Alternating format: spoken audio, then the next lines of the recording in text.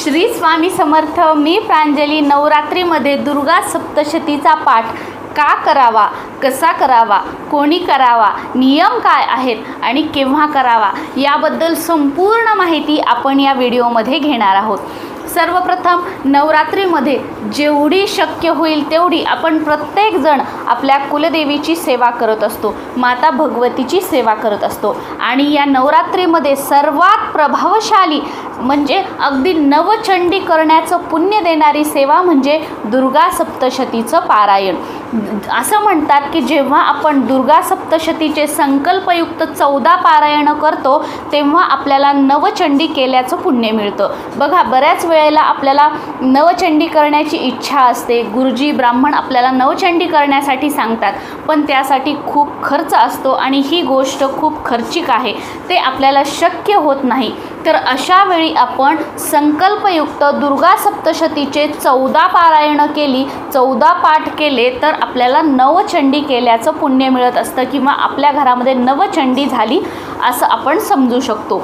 आता बघा, नवरात्रीमध्ये बरेच जण घरामध्ये घटस्थापना करतात किंवा कोणी कलश स्थापना करतात किंवा कोणाच्या घरी हे दोन्हीही नसेल तर अगदी अखंड दिवाही लावलेला असतो.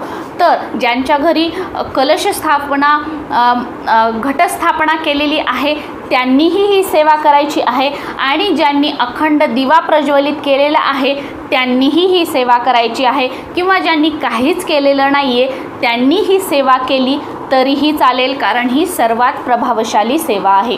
आता बघा, दुर्गा सप्तशती सेवा केल्याने जर आपल्या घरामध्ये मंगल कार्य होत नसेल, जसं की आपला मुलगा असेल, मुलगी असेल, त्यांचं लग्न जमत नसेल, लग्न जमण्यासाठी अडथळे येत असतील, तर अशा वेळी आपण संकल्पयुक्त आपल्या मुलासाठी किंवा मुलीसाठी हे पारायण केलं तर नक्कीच जेवढे पारायण करण्याचा आपण संकल्प केलेला आहे तेवढे पारायण करण्याच्या आत आपल्या मुलाचा आणि मुलीचा विवाह योग म्हणजे जुळून येतो किंवा त्यांचा विवाह होतोही. किंवा ज्यांचा स्वतःचा विवाहासाठी प्रॉब्लेम येत आहे त्यांनी ही सेवा केली तरीही चालेल. बऱ्याच वेळेला आपल्या घरामध्ये पैसा येत नाही, धनप्राप्तीचे मार्ग मिळत नाही. आपल्या घरात आपला नवरा असेल, आपला मुलगा असेल किंवा आपली मुलगी असेल, ही शिकलेली असते पण त्यांना काम करण्याची इच्छा त्यांच्या मनात निर्माण होत नाही किंवा ते जॉब शोधतात, इंटरव्ह्यू वगैरे देतात पण त्यामध्ये त्यांना यश मिळत नाही, चांगली नोकरी मिळत नाही.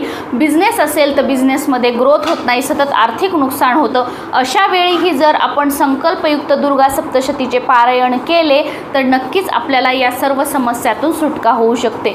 आणि आपल्याकडून जर रेग्युलर डे टू डे लाईफमध्ये कुलदेवतेची सेवा होत नसेल आणि कुलदेवतेची सेवा झाल्यामुळे आपल्या नवरा बायकोमध्ये भांडणं होत असतील किंवा घरात सासू सुनेमध्ये भांडण होत असतील, घरात आजारपण असेल, या सर्व गोष्टीही जरी असतील तर अशा वेळी आपण संकल्पयुक्त दुर्गा सप्तशतीचं पारायण करू शकतो. आणि दुर्गा सप्तशतीचं पारायण करण्याची सर्वात म्हणजे चांगली वेळ म्हणा, दिवस म्हणा, ते म्हणजे नवरात्र, पौर्णिमा, अष्टमी असेल, नवमी असेल, मंगळवार, शुक्रवार, यावेळी आपण दुर्गा सप्तशतीचं पारायण करू शकतो. आणि आता तर नवरात्रीत आहे त्यामुळे आपल्यातील प्रत्येकाने जेवढे जमतील तेवढे दुर्गा सप्तशतीचे पाठ आपल्याला या नवरात्रीमध्ये करायचे आहेत.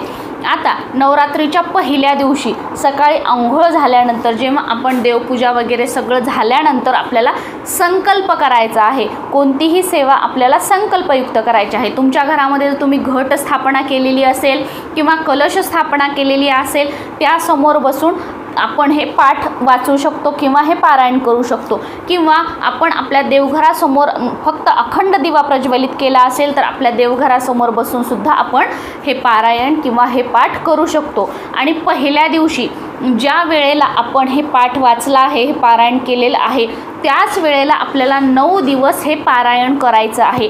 त्याच जागेवर आपल्याला 9 दिवस हे पारायण करायचं आहे. असं नाही की पहिल्या दिवशी आपण हॉलमध्ये करतोय, दुसऱ्या दिवशी बेडरूममध्ये करतोय, तिसऱ्या दिवशी किचनमध्ये करतोय, असं नाही. पहिल्या दिवशी ज्या जागेवर केलेलं आहे, ज्या वेळेला केलेलं आहे त्याच वेळेला त्याच जागेवर आपल्याला संपूर्ण 9 दिवस नवरात्रीमध्ये हे पारायण करायचं आहे.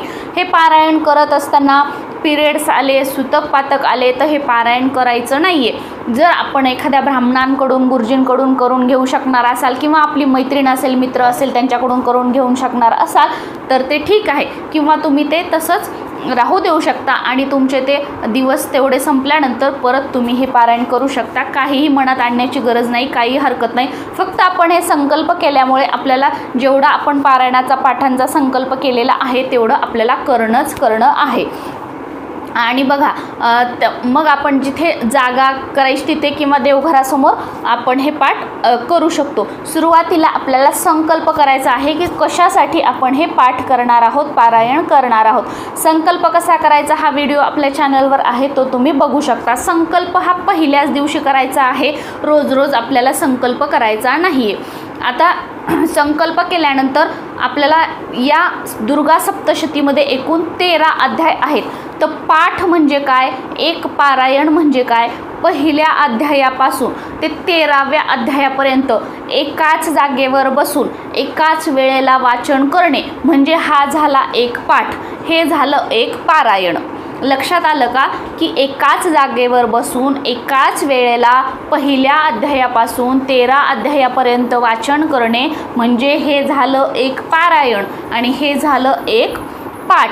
आता तुम्ही या नवरात्रीमध्ये 9 पारायण करण्याचा किंवा 9 पाठ करण्याचा संकल्प करू शकता, किंवा या 9 दिवसांमध्ये तुम्हाला नवचंडी केल्याचं पुण्य हवं असेल तर या 9 दिवसांमध्ये तुम्ही 14 पाठ करण्याचा, 14 पारायण करण्याचाही संकल्प करू शकता. तुम्हाला जसं शक्य आहे तसं तुम्ही करू शकता. आता बरेच जण असंही म्हणतील ताई आम्हाला वेळ नसतो, तर अगदी तुम्ही सकाळी लवकर उठून सुद्धा ही सेवा करू शकता, किंवा दिवसभरामध्ये जेव्हा वेळ असेल तेव्हा करू शकता, किंवा तुम्हाला जर वेळच नसेल आणि ही सेवा करायची असेल तर रात्री जेव्हाही केव्हा तुम्ही घरी येता तेव्हा तुम्ही ही सेवा करू शकता. कारण सर्वात महत्त्वाचा आहे भाव, श्रद्धा, विश्वास जो तुमच्या मनामध्ये आहे आणि त्यासाठी तुम्हाला हे करायचं आहे तर केव्हाही करू शकता. पण सर्वात उत्तम सकाळी लवकर आंघोळ करून आपण जर हा पाठ केला तर अतिउत्तम आहे. आता हे दुर्गा सप्तशतीचं एक पारायण करण्यासाठी, एक पाठ करण्यासाठी आपल्याला कमीत कमी 1.5 तास लागतो. तुम्ही 1.5 ते 2 तास धरू शकता, म्हणजे 2 तास पकडा. 1.5 ते 2 तासामध्ये आपलं हे एक पाठ किंवा एक पारायण होतं. अशी वेळ म्हणजे हे करून तुम्ही पहिल्या दिवशी ज्या वेळेला बसणार आहात पारायणाला त्याच वेळेला आपल्याला पूर्ण 9 दिवस ही सेवा करायची आहे. आता जेव्हा तुम्ही 14 पारायण करणार आहात, 14 पाठ करणार आहात तर तुम्ही ॲडजस्ट करू शकता की कोणत्या दिवशी 2 करायचं, कोणत्या दिवशी 1 करायचं, कोणत्या दिवशी 2 करायचं. आणि जर 9 करणार आहात तर रोज आपल्याला एक पाठ म्हणजेच एक पारायण करायचं आहे. हे करत असताना बघा हे 9 दिवस तर आपल्या घरामध्ये अखंड दिवा तर हा राहणारच आहे, त्यामुळे दिवा तर आपल्यासमोर असणारच आहे आणि अगरबत्ती चालू असायला हवी. सुरुवातीला आपल्याला गणेशाचं स्मरण करायचं आहे, आपल्या कुलदेवतेला स्मरून आपल्याला या सेवेला सुरुवात करायची आहे, आपल्या गुरूंचं स्मरण करायचं आहे. पाठाला सुरुवात करताना आपली जी ही काही इच्छा आहे ती आपल्याला बोलून दाखवायची आहे. त्या ज्यासाठी करणार आहोत आपण पारायण बोलून दाखवायचं, आणि सेवा झाल्यानंतर म्हणजे पारायण झाल्यानंतरही आपल्याला ही आपली इच्छा बोलून दाखवायची आहे. आता हे पारायण सकाळी सकाळी जर आपण आंघोळ केल्यानंतर केलं तर आपण काही न खाता काही न पिता करू शकतो. पण आता बऱ्याच जणांना वेळ नाही, वेळेअभावी ते दुपारी करणार असतील, सायंकाळी करणार असतील, संध्याकाळी करणार असतील तर आपण काही खाऊन वगैरे केलं तरीही चालेल, काहीच हरकत नाही. पण पारायण करण्यापूर्वी तुम्हाला जर शक्य झालं तर आंघोळ करून हे पारायण करा, किंवा हातपाय चूळ भरून हे पारायण केलं तरीही चालेल. नवरात्रीमध्ये आपल्याला नॉनव्हेज खायचं नाही आहे, दारू वगैरे प्यायची नाही आहे, ब्रह्मचर्याचं पालन करायचं आहे. जर हे पारायण चालू असताना कुठे बाहेर जायचं नाही आहे, कारण पारायण चालू असताना जर आपण बाहेरगावी केलं तर आपलं पारायण होणार नाही, कारण पारायण आपल्याला एकाच जागेवर बसून जी वेळ आपण ठरलेली आहे त्याच वेळेला करायचं आहे. त्यामुळे 9 दिवस आपल्याला बाहेरही जाता येणार नाही. या छोट्या छोट्या गोष्टी आहेत, ह्या नियमांचं पालन आपल्याला या नवरात्रीच्या 9 दिवसांमध्ये करायचं आहे. तुम्हाला जर शक्य झालं तर तुम्ही खाली जमिनीवर, चटईवर असेल, घोंगडीवर असे झोपू शकता, किंवा जर तुम्हाला जमत नसेल तर बेडवर झोपलं तरीही चालेल. पण ज्यांना शक्य आहे त्यांनी चटईवर, खाली घोंगडीवर झोपलं तर अतिउत्तम. या 9 दिवसांमध्ये तुम्ही उपवास पकडणार असाल तरीही चालेल, किंवा उपवास पकडणार नसाल तरीही चालेल, काहीच हरकत नाही. ही जी सेवा आहे, दुर्गा सप्तशतीचं पाठ पारायण आहे, हे मुलगा करू शकतो, मुलगी करू शकतो, आपला नवरा करू शकतो, आपण स्वतः करू शकतो, आजी आजोबा कोणीही हे पारायण करू शकतं, काहीच हरकत नाही आहे. आता दुर्गा सप्तशतीचं पुस्तक हे तुम्हाला आपल्या स्वामी समर्थांच्या केंद्रामध्येही मिळेल, दिंडोरी प्रणित केंद्रामध्येही मिळेल, किंवा बाहेर जिथे जिथे सामान मिळतं किंवा देवाची पुस्तकं मिळतात तिथेही तुम्हाला मिळेल, काहीच हरकत नाही. माझ्याकडे दोन्हीही आहेत, माझ्याकडे केंद्रातीलही आहे आणि बाहेर जे आपल्याला दुकानामध्ये मिळतं, जिथे पूजेचं साहित्य मिळतं तिथले बाहेरचं पण माझ्याकडे आहे. येणाऱ्या एखाद्या व्हिडिओमध्ये मी तुम्हाला दोन्हीही दाखवेल, काहीच हरकत नाही. तुम्ही कोणत्याही दुर्गा सप्तशती ग्रंथाचं पारायण करू शकता. आणि दुर्गा सप्तशती ग्रंथाचं पारायण करत असताना तो ग्रंथ असा हातात धरून आपल्याला त्याचं पारायण करायचं नाही आहे. समोर तुम्ही एखादा पाठ ठेवू शकता किंवा चौरंग ठेवू शकता, किंवा पारायण करण्यासाठी ते असतं ना बघा, आता मला त्याला काय म्हणता माहीत नाही, माझ्याजवळ आहे तेही तुम्ही त्याच्यावर ठेवून पारायण करू शकता. पण असं नका करू की हातात घेऊन वगैरे वाचू नका. आणि रोज आपल्याला नवरात्रीमध्ये पारायण झाल्यानंतर आपल्या कुलदेवतेची आरती करायची आहे. आणि किमान साखरेचा असेल, दूध साखरेचा असेल, खिरीचा असेल, किंवा फळाचा असेल, किंवा उपवासाचा जो पदार्थ बनवलेला असेल, ज्यांना उपवास आहे त्यांनी कशाचाही नैवेद्य आपल्याला दाखवायचा आहे, आरती करायची आहे. आणि तुम्हाला जर शक्य झालं तर या पारायणाला सुरुवात करण्यापूर्वी त्या पुस्तकामध्ये जे अगोदर दिलेलं आहे तेही तुम्ही वाचन करू शकता. बऱ्याच गोष्टी आहेत अगोदर, ते वाचन करू शकता, किंवा तुम्ही 1 ते 13 अध्याय वाचले तरीही चालेल. जर तुम्ही त्या अगोदरच्या गोष्टी वाचणार नसाल तर आपल्या कुलदेवीचा जो मंत्र आहे त्याचा 1 माळ जप करायचा. 1 माळ म्हणजे 108 वेळा. आणि आपलं पारायण पाठ झाल्यानंतरही तुम्ही 21 वेळा किंवा 1 माळ आपल्या कुलदेवीचा मंत्राचा जप केला तरीही चालेल, काहीच हरकत नाही. आरती वगैरे करायची. आणि जे आपले दिवसभर कामं आहेत ते आपण करू शकतो. सकाळी लवकर पहाटे जर ही सेवा केली तर अतिउत्तम. ती करून मग आपण आपल्या कामाला जाऊ शकतो. त्यामध्ये काही खंड पडू शकत नाही. आणि ही सेवा एवढी प्रभावशाली आहे की ही सेवा केल्यानंतर, सुरुवात केल्यानंतरच तुमच्या लक्षात येईल की तुमच्या घरातून आजारपण कमी होईल. तुमच्या घरात जर मुलगा मुलगी ऐकत नसेल तर ती ऐकायला लागेल. घरात कोणी जर बेरोजगार असेल तर त्याला रोजगार मिळेल. घरामध्ये कोणाची प्रगती होत नसेल तर प्रगती होईल. पैसा टिकत नसेल तर पैसा टिकायला लागेल. धनप्राप्तीचे मार्ग मिळत नसतील तर धनप्राप्तीचे मार्ग मिळतील. तुम्हाला जर पितृदोष असेल, कुलदेवीचा कोप असेल, कुलदेवीचा म्हणजे कृपा आशीर्वाद नसेल तर तुमच्या कुलदेवीचा कृपा आशीर्वाद मिळून तुमच्या जेही अडलेली कामं आहेत ती सर्व पूर्ण होतील. तुमच्या पित्रांचा आशीर्वाद तुम्हाला मिळेल. त्यामुळे जर संतती प्राप्तीसाठी प्रॉब्लेम येत असतील तर ते दूर होतील. घरामध्ये मंगल कार्य होईल. म्हणजे हे पाठ सुरू केल्यानंतर तुमच्या लक्षात येईल की तुमच्या घरातलं सर्वात महत्त्वाचं वातावरण सकारात्मक होईल. आणि असं म्हणतात, नवरात्रीमध्ये जेव्हा आपण आपल्या घरामध्ये घट बसवतो किंवा कलश स्थापना करतो किंवा अखंड दिवा लावतो वेळेला त्या 9 दिवसांमध्ये आपल्या कुलदेवी आपल्या घरामध्ये असते, माता लक्ष्मी आपल्या घरामध्ये असते.